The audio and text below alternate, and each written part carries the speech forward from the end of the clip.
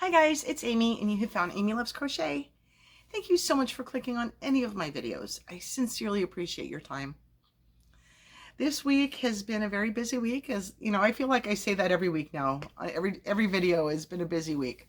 But you know, here at the end of the year, there's so much going on for holiday seasons, and you know, so for some companies it's like a fiscal year end, and there's a lot going on. So to finally be able to share with you my finished keepsake blanket, I am over the moon excited about. It was a little bit hard for me to get into, as you may imagine, you know, when things don't fit together and you got to make a way to make them fit together and make it look good still. So I was really excited by the challenge that this project presented to me. And I don't think that it could have turned out any better. I mean, some details on things where I maybe have an extra stitch in the border, you know, things like that. But it's so close to what I imagined, but yet I didn't imagine anything because I didn't know what it was supposed to look like, right? So I'm just very, very excited. Now, some things I wanted to kind of point out. Yes, I asked for squares of any size or any fiber, any material, and you guys did really great. I got cotton stuff, I got acrylic stuff, I got 3-weight, I got 4-weight, I got squares, and I got hexagons. Christine, thank you so much. And so getting those hexagons to put into my blanket sort of created its own level of involvement, if you will.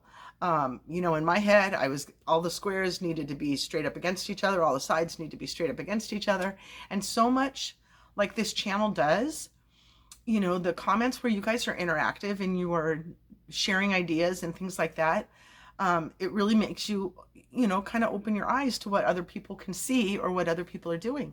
So when the thrifty chickadee sent me these hexagons, it was a challenge and I very happily took it on.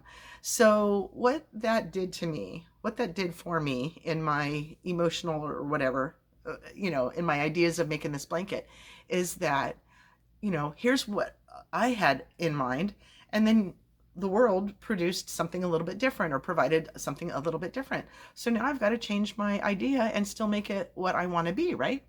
So as you see here where the spaces of the hexagon go, not every side was touching another square.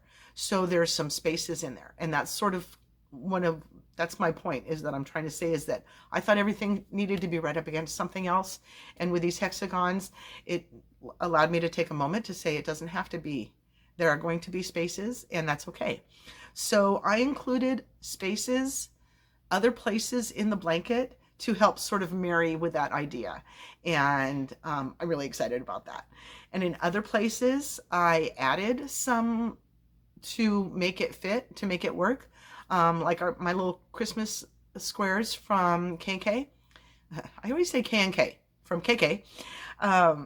You know, I put those in a position to where I added a little bit more on each side to help hold that in place and make it, you know, fit the size of the rest of it. So I really enjoyed some of the different things that were developing as I was making it. You know, my ideas were changing, and it was kind of like this amoeba that was just changing and growing as it went.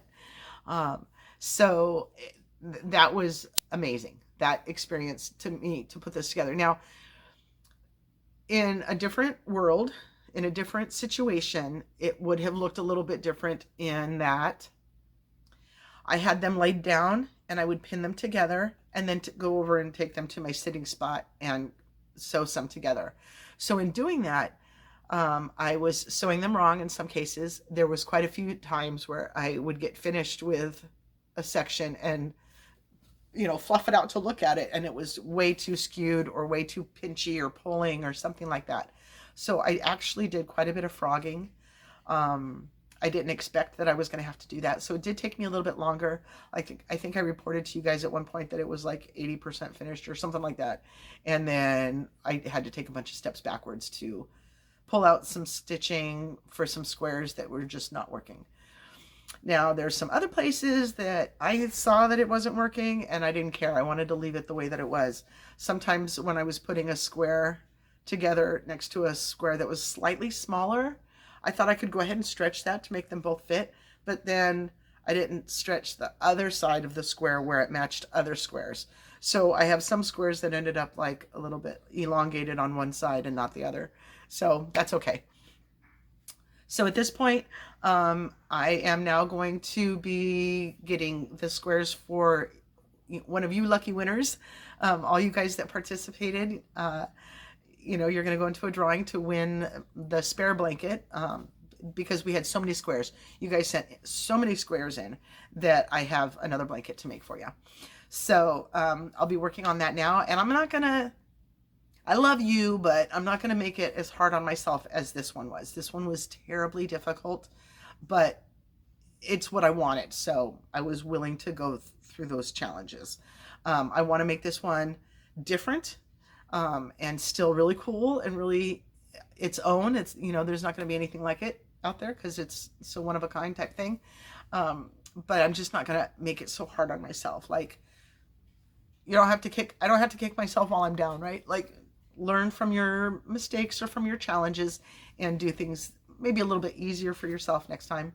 So that's on my game plan. I still have that blanket to lay out and work out for you guys. Now, even my husband was kind of getting into it because, again, I take these squares and I lay them all out on the pool table downstairs in the basement, and he was down there with me and started to move some squares around. So you may all get a blanket that was kind of designed or whatnot by my husband. Who knows?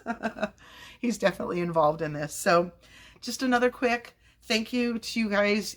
Without you, I could not have done this. So thank you to Arliss, to Shelly, to Nikki, to Rebecca, to KK, to Kristen, to Mary, to Bonnie, to Donna, to Nellie, to Christine, to Pam, to Samantha, to Laurel, or Ace, from Nikki, from, again, from Dorcas, from Lucy, from Kim, from Cheryl, from A, and from Dina.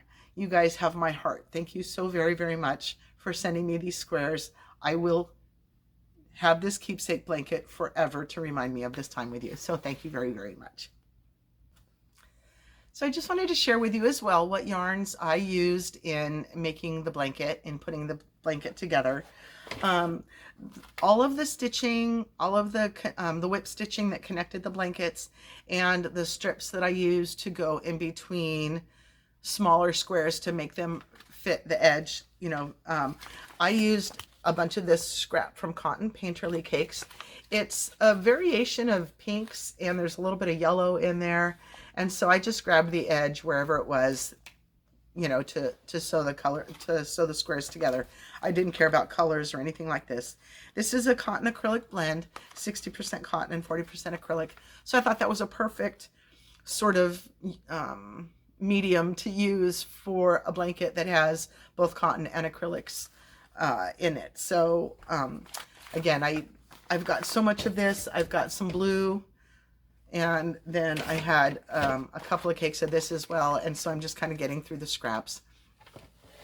Now the border that I used, I have so much Ogo Karen Big Donut scraps from, I went a little bit nuts with these. If you hadn't seen any of my videos, these Ogos were kind of popular, and I didn't get into it right in the beginning. And then when I did get into it, I found them on clearance, so I was buying the heck out of them. And I had so many. You know, I buy a big amount of yarn, a big quantity of a certain color of yarn, and not realizing how much I've overbought. Like, it did not take me, you know, as much as I thought to make what I wanted to make with it. So I have a whole bunch of these in different colors, and so I just used the different scraps that I had to make the border on the blanket, and I just went with single crochet. I didn't do anything exciting on the border. So between those two yarns, putting the blanket together was good for me, you know, in using up some scrap yarns and stuff. I didn't have to go out there and start any new hanks. I didn't have to get into any new hanks or skeins of yarn, so that was good. All right, guys, thanks so much for sitting with me today. I always appreciate your time. Thank you so much. Have a wonderfully blessed day, and please do come back and see me again. Thank you. Bye-bye.